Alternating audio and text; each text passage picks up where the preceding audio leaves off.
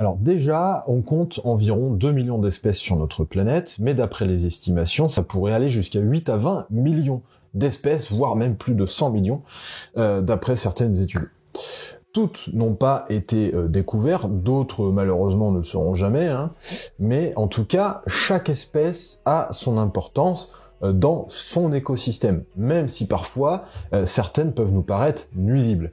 Par exemple, les guêpes en été, ça peut être embêtant, mais c'est une espèce qui a son importance. Bref, elles maintiennent un équilibre dans l'écosystème et interagissent entre ces espèces. Ensuite, les études fossiles montrent que des espèces ont déjà disparu, et certaines existent encore. Mais, si je prends l'exemple, par exemple, ça peut être les dinosaures. Les dinosaures n'ont pas totalement disparu. On le verra plus tard. Bref, la biodiversité n'a donc pas toujours été la même, elle n'est pas pareille partout, elle change au cours du temps, elle est différente partout sur Terre, et elle a toujours été différente suivant les périodes géologiques. Et elle continue de changer. Bref, comment peut-on expliquer tout ça? C'est ce que je vais vous montrer aujourd'hui.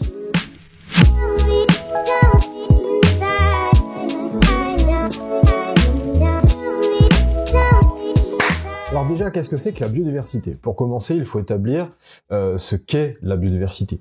Il s'agit de l'ensemble des êtres vivants et des écosystèmes sur Terre. On peut diviser la biodiversité en 3 niveaux: la diversité des écosystèmes, la diversité des espèces, mais aussi la diversité des individus au sein même d'une espèce.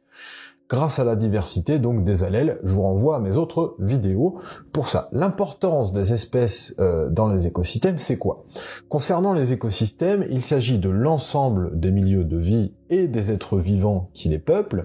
Cela comprend ce qui n'est pas vivant, le milieu ou biotope, et ce qui est vivant, la biocénose. C'est comme ça que ça s'appelle.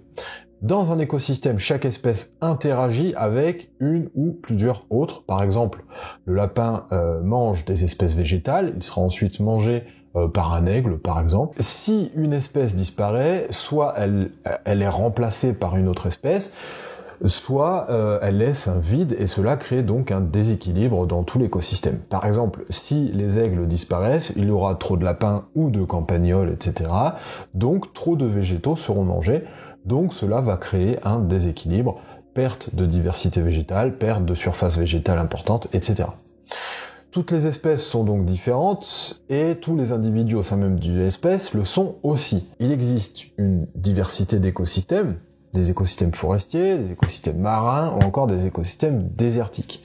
Ils dépendent des conditions du milieu, et possèdent tous un ensemble d'êtres vivants, tous différents, qui leur sont propres. On retrouvera jamais un requin en pleine forêt de Fontainebleau, ou encore un Puyo véloce sous l'océan Indien. Ce serait bizarre. Les espèces sont donc adaptées à leur écosystème, elles possèdent chacune des caractéristiques qui leur permettent de vivre et se reproduire au mieux dans leur milieu.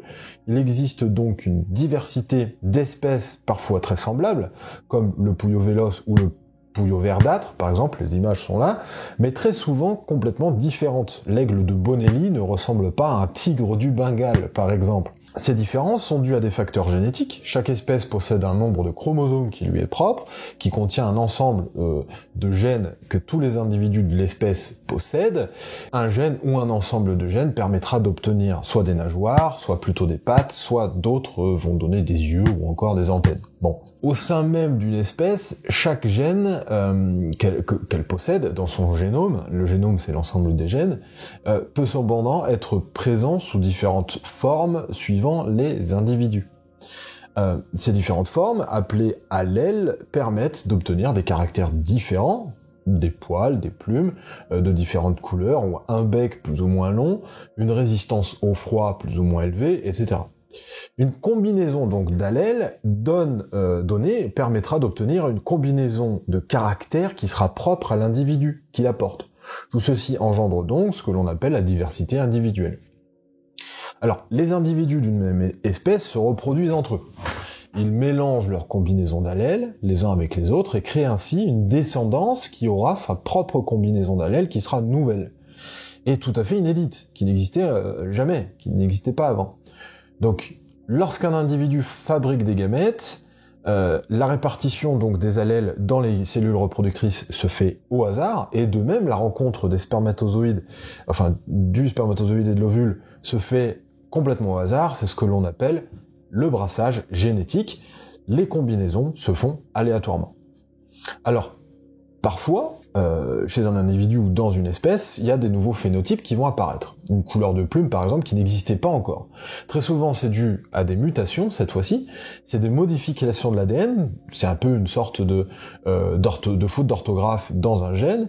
Et si cette mutation se déroule dans un gamète, et que celui-ci permet la fabrication d'un nouvel individu, ce dernier possédera cette modification, donc ce nouvel allèle. Un nouveau caractère va apparaître, mais attention, c'est rare. Mais ça permet d'expliquer le changement des individus dans une espèce au cours du temps. Mais aussi le changement des espèces sur des temps très longs, et donc leur évolution. Ce sera le sujet de la suite de cette vidéo, où j'expliquerai comment la biodiversité évolue. À partir des dinosaures, comment sommes-nous arrivés aux oiseaux? Oui, même le poulet est un dinosaure.